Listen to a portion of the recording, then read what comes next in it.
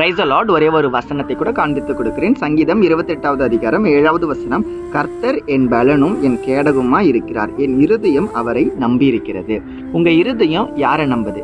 கர்த்தரை நம்புது. அப்படின்னா கர்த்தர் நமக்கு கேடகமா இருக்கிறாரு, அதாவது பாதுகாப்பா இருக்கிற மகனே மகளேன்னு சொல்லி ஏசப்பா எனக்கு நம்மளை பார்த்தாங்க சொல்றாரு. ஏசப்பா நமக்கு பாதுகாப்பா இருக்கிறாமா. பாதுகாப்புனா என்னப்பா? எங்க வீட்டுல சில நேரங்கள்ல மழை வரும். மழை வரும்போது ஒரு சில இடங்கள்ல ஒழுவோம், ஆனா ஒரு சில இடங்கள்ல ஒழுவாது. அப்படி இருக்கும்போது அந்த இடத்துல போய் நான் தூங்குவேன். ஏன் அப்படின்னு பாத்தீங்கன்னா அந்த இடத்துல பாதுகாப்பு எனக்கு இருக்கு.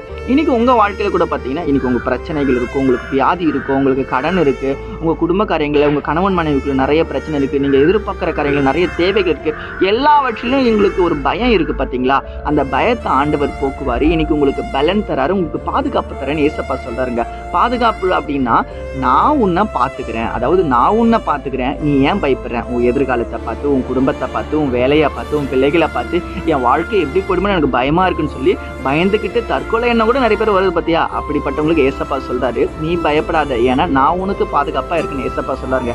நிறைய இடங்கள்ல ஏசப்பா சொல்றாரு பயப்படாதிருங்கள்ட்டு. ஏன் பயப்படாதிருங்கன்னா நான் உங்க பயத்தை போக்குறதுக்கு, உங்களை பாதுகாக்கிறதுக்கு நான் இருக்கேன்னு ஏசப்பாவே இந்த பூமிக்கு வரும்போதே சொல்லிட்டாருங்க. இன்னைக்கு உங்களுக்கு ஏசப்பா சொல்றாரு, என் மூலியமாக விசுவாசிக்கிறீங்கன்னா ஆமீன் போட்டுக்கோங்க. வசனங்களுக்கு ஃபாலோ பண்ணிக்கோங்க. God bless you.